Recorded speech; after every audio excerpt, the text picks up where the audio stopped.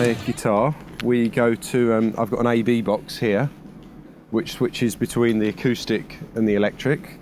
And then out of there, it goes into the back of this effects gizmo unit, which switches in and out all the individual pedals. So the guitar signal goes through all these pedals in the first tray, which are three different compressors, and the power boost, the colour sound power boost.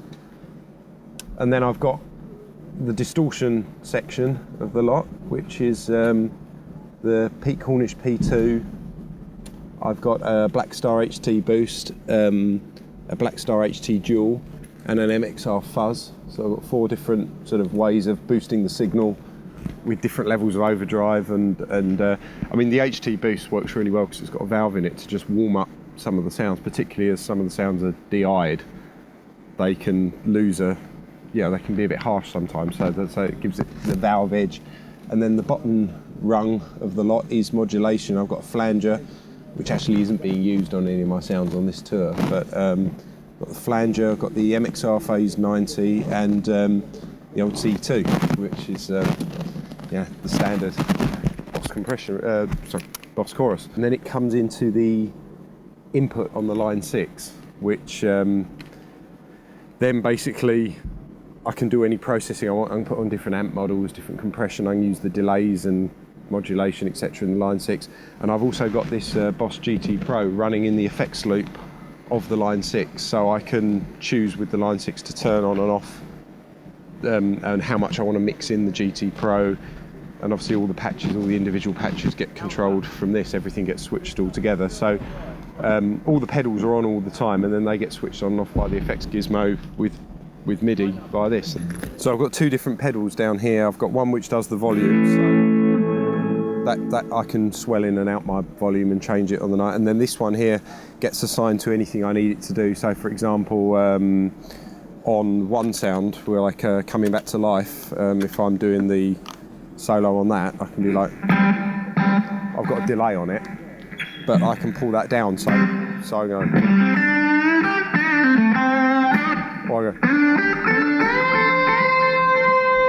and I can swell the delays in and out at different points, which is, again, to recreate the record.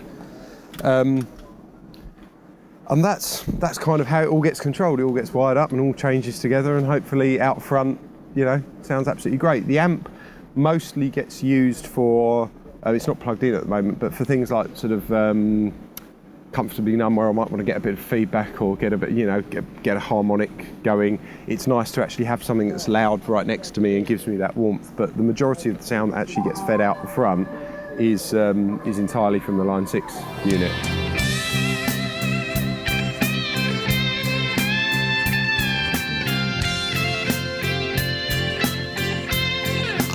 For example, the Brick in the Wall solo, what I'm using for this is the two different compressors. I've got the Ibanez CP9 and the Dynacomp. So the CP9 gives the sustain, and the Dynacomp gives the clicking, the plosive at the beginning of the sound. And then I've got two different amp models on there, one of which doesn't actually have an amp, it's just de-eyed, and another which has the Fender Twin. And the two mixed together with a bit of reverb give it that kind of sort of sound, so you get that. But you can get that kind of, I'll get it right. So you can get the sustain for the whole thing. So with the neck pickup, and the pickups on the guitar, same as Steve's, are the Seymour Duncan Classic Stacks. So they sound like single coils, but they're totally noiseless, because with the amount of equipment we've got and the lights on stage and everything like that, they would really hum if they weren't.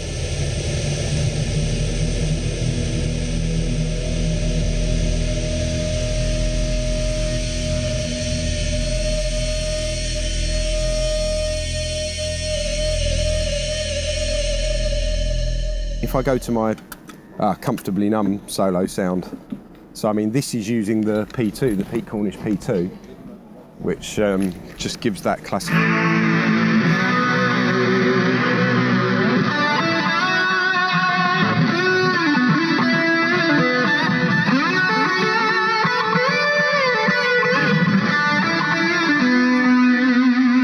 And then I can swell in for the mirror ball moment,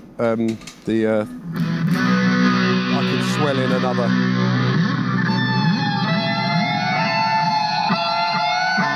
I can sort of swell in more delay, and it also adds a bit of bass to the sound as well, because it can thin out a bit there. So it pulls down some of the treble, adds in some bass and swells in more delay. So I've got a lot of automation going on that particular pedal, which comes backwards and forwards.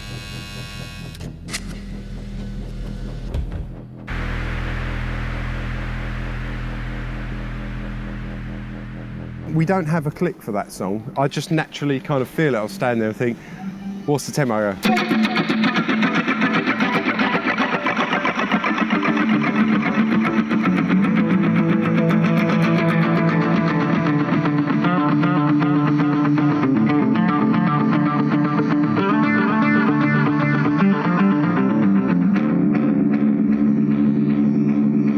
And again, right at the end when I hit that bottom D note, so when you're doing that,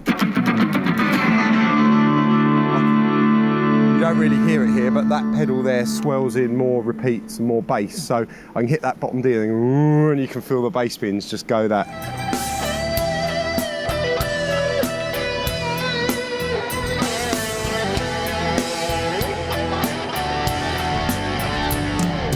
For sounds that are rhythm and inherently stereo, it will pretty much be just the pod, because I'm not running two different amps. So there are sounds where I've split the signal, so the right hand side is sort of 10 or 20 milliseconds delayed to the left hand side. So for example, the rhythm sound in Sorrow, so if I'm there sort of going, you know, sort of like out the PA, although you're only getting one side through here, out the PA it will be a really wide sound, so it just fills in. It's not that you're meant to hear me that loud, it just fills in. It's a big padding on the left and the right. So sounds like that definitely are entirely used from the Line 6. And then I've got other swell sounds like in the background of Sorrow again. So where am I? Where I'm sort of...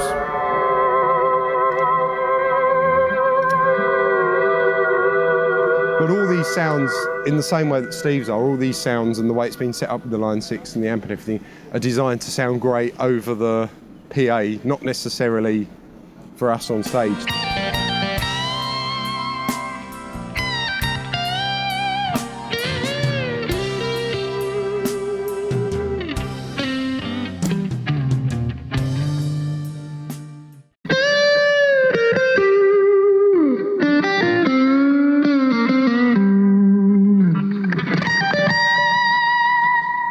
Again, probably a bit more drive than the original sound had, because live it just needs that extra boost to be able to push it through the PA, whereas in the studio they could use different effects. But then you bring in different pedals. So I'm not using the Boss at all at the moment, but then I go, and I'll bring that in, and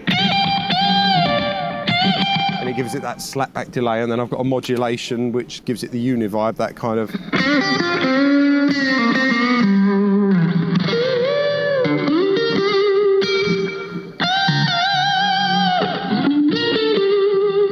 Get that. So one sound I can then bring extra pedals in and out using this particular board.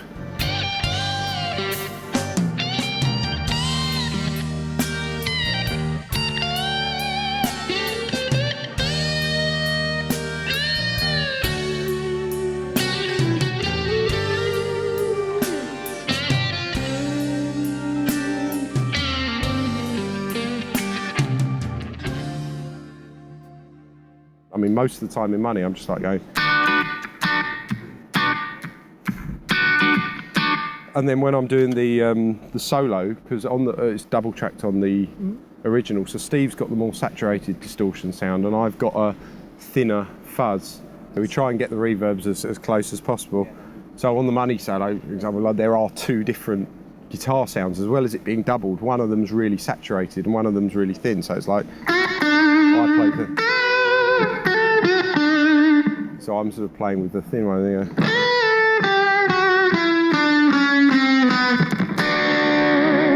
So I've got, and then Steve's one complements that, and we make the yeah, exactly, we make the full sound together and double it.